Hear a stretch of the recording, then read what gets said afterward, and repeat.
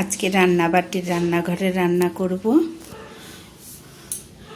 লাউ চোকলা ভাজা আলু দিয়ে আর লাউ দিয়ে ডিম দিয়ে রান্না করব। আজকে একটা নতুন রান্না, খুব ভালো হয় খেতে।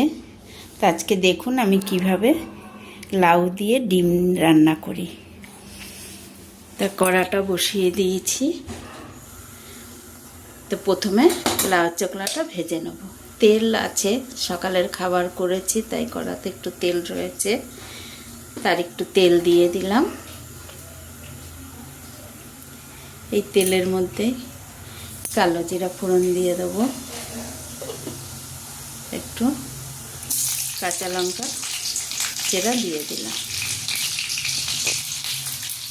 তেলটা গরম হয়ে গেছে, এবারে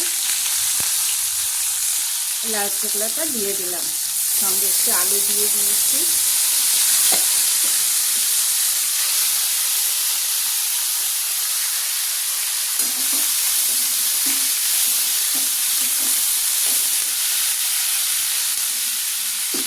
নুন দিয়ে দিলাম, নুন হলুদ।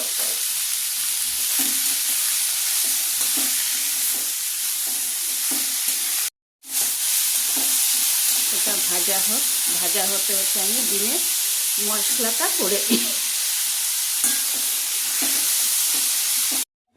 ভাজাটা হয়ে গেছে। এবারে লাউ দিয়ে ডিমটা রান্না করে নেব। ওই কড়াতে তেল দিয়ে দিলাম,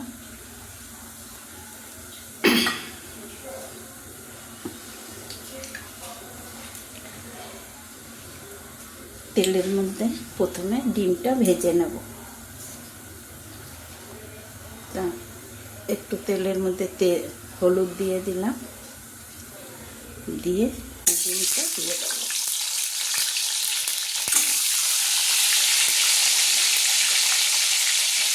একটু নুনও দিয়ে দিলাম।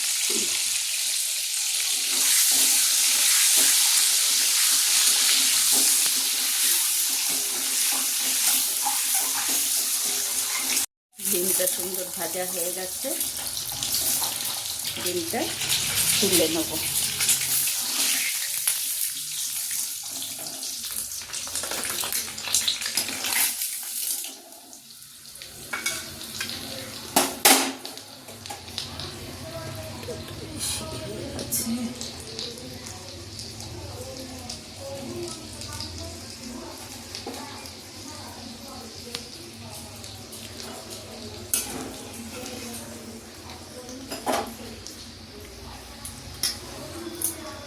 ওই তেলে একটু জিরা ফোড়ন দিয়ে দিলাম,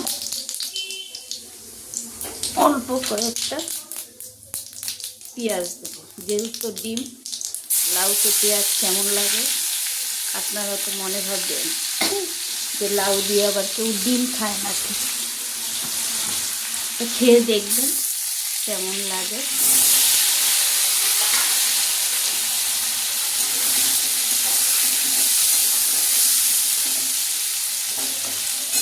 যেমন আলু দিয়ে ডিম রান্না হয় সেরকমই লাউ দিয়ে, তবে লাউতে গরম মশলা দেবো না।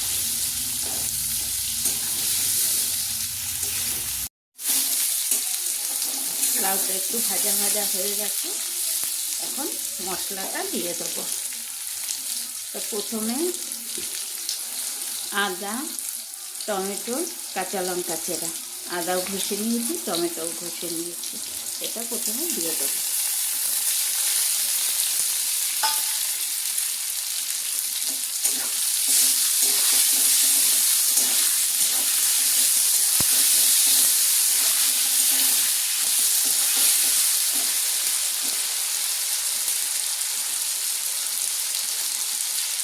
আর একটু হলুদ, নুন,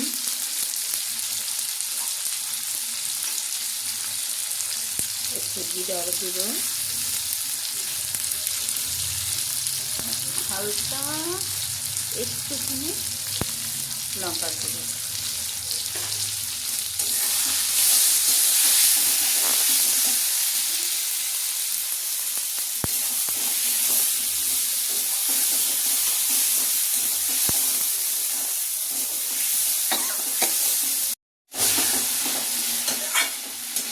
মশলাটা কষানো হয়ে গেছে।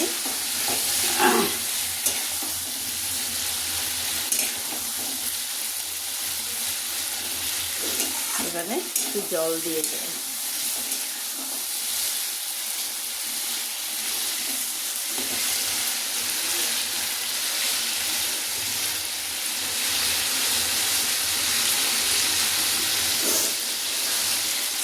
এই জলে কিন্তু তেজপাতা, গরম মশলা কিচ্ছু দেবো না।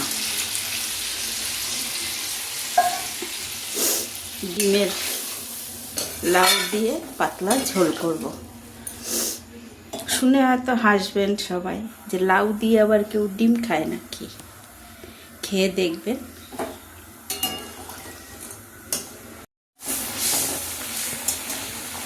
রান্না করে খেয়ে দেখবেন, খুব ভালো লাগবে। ঝোলটা ফুটে উঠেছে, এবারে ডিমটা দিয়ে দেব।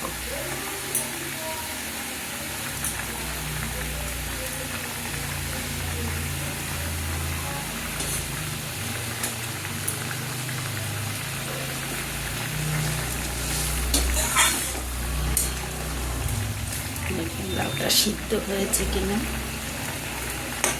হয়েছে, আর একটু হবে।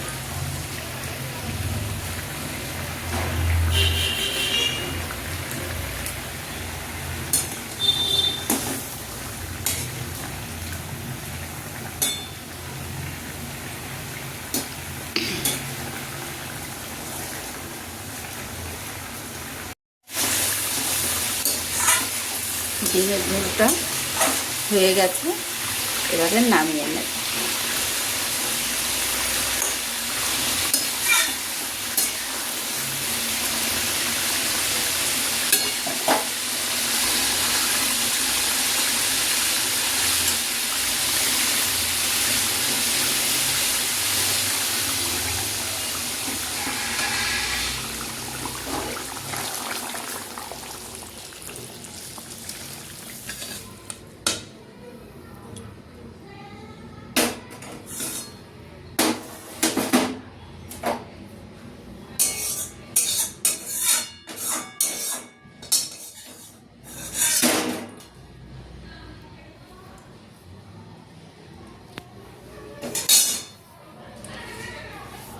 লাউ দিয়ে ডিমের ঝোলটা কেমন লাগলো বন্ধুরা জানাবেন, কমেন্টসে জানাবেন।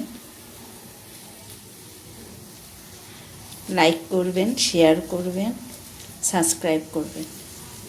সবাই সুস্থ থাকবেন, ভালো থাকবেন।